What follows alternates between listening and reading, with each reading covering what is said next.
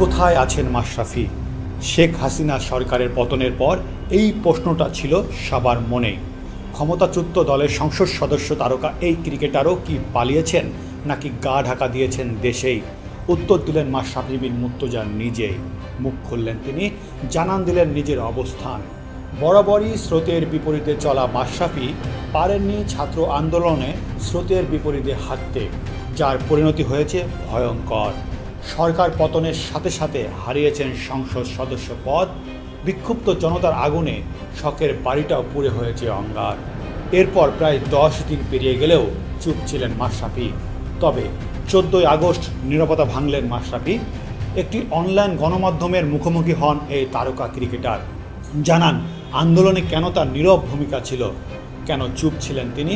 কথা বলেননি দেশ ও দেশের মানুষের পক্ষে।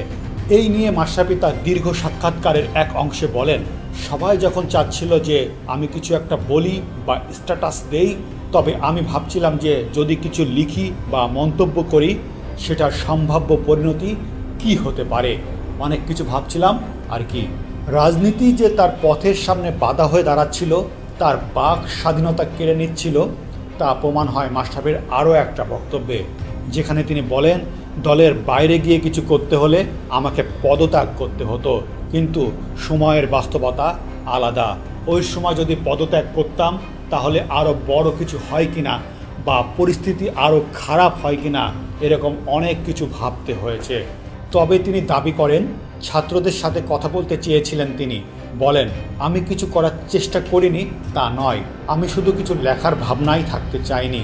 চেয়েছিলাম ছাত্রদের সাথে কথা বলতে, আলোচনার মাধ্যমে কিছু করা যায় কিনা। সেই শুরুর দিকেই চেষ্টা করেছি, কিন্তু সেটাও করতে পারিনি।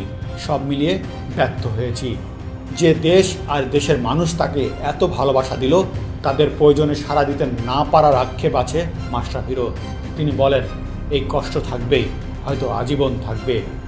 দেশের একটা ক্রাইসিস মুহূর্তে পাশে থাকতে পারেনি, কিছু করতে পারেনি। এটা আমাকে সবসময় ভোগাবে, পোড়াবে, সবসময় থেকে যাবে।